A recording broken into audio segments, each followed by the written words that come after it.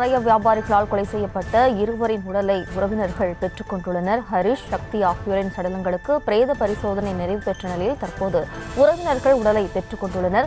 கொலை சம்பவத்தில் பெண் சாராய வியாபாரிகளுக்கும் தொடர்பு என்ற குற்றச்சாட்டும் எழுந்துள்ள நிலையில் கொலை சம்பவம் தொடர்பாக தங்கதுரை, மூவேந்திரன், ராஜ்குமார் ஆகியோரை போலீசார் கைது செய்துள்ளனர். பலத்த போலீஸ் பாதுகாப்புடன் உடல்களை அமரர் ஊர்தியில் எடுத்து சென்று உறவினர்கள் பெற்றுள்ளனர். மயிலாடுதுறையில் சாராய வியாபாரிகளால் கொலை செய்யப்பட்ட இருவரின் உடலை அவர்களது உறவினர்கள் பெற்றுள்ளனர். கூடுதல் விவரங்களோடு இணைகிறார் நமது செய்தியாளர் செல்லப்பா. வணக்கம் செல்லப்பா. மேலும் வணக்கம். மயிலாடுதுறையில் சாராய வியாபாரிகளால் 2 இளைஞர்கள் கொடூரமாக கொலை செய்யப்பட்ட சம்பவம் தற்போது 18 மணி நேர போராட்டத்திற்கு பிறகு தற்போது முடிவுக்கு வந்துள்ளது.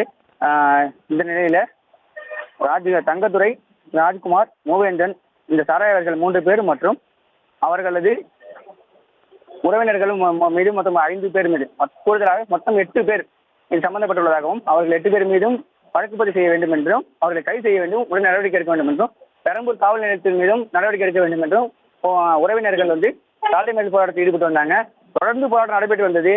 உடலை பெற்றுக் கொள்வோம் என்று சொல்லிவிட்டு உடல் கூராய்வு செய்யப்பட்ட பிறகு மீண்டும் சாலை மேல் போராட்டத்தில் 2 இடங்களில் ஈடுபட்டாங்க. இதனால மயிலாடுதுறையை பதட்டமான சூழல் நிலையில் வந்தது. இதனை அடுத்து முட்டம் கிராமத்தில் சாராய விற்பனை ஈடுபட்டோர் மீது கடும் நடவடிக்கை எடுக்கப்படும், உயிர் இழந்தவர்களின் குடும்பத்தினருக்கு உரிய இழப்பீடு தொகை அரசின் கவனத்தில் கொண்டு சென்று வழங்க நடவடிக்கை எடுக்கப்படும், 8 பேர் மீது வழக்கு பதிவு செய்யப்படும் என எஸ்பி உறுதியளித்ததன் பேரில் தற்போது போராட்டக்காரர்கள் 18 மணி நேர போராட்டத்திற்கு பிறகு உடலை பெற்றுக்கொண்டு அமரர் ஊர்தி வாகனத்தில் கடும் கண்ணீருடன் ஊர்வலமாக எடுத்து செல்கின்றனர். பலத்த போலீஸ் பாதுகாப்புடன் இந்த உடலானது சொந்த ஊருக்கு எடுத்து செல்லப்பட்டுள்ளது.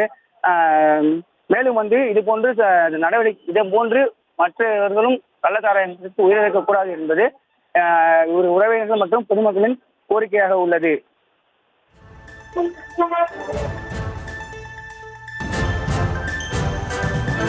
விவரங்களுக்கு நன்றி செல்லப்பா.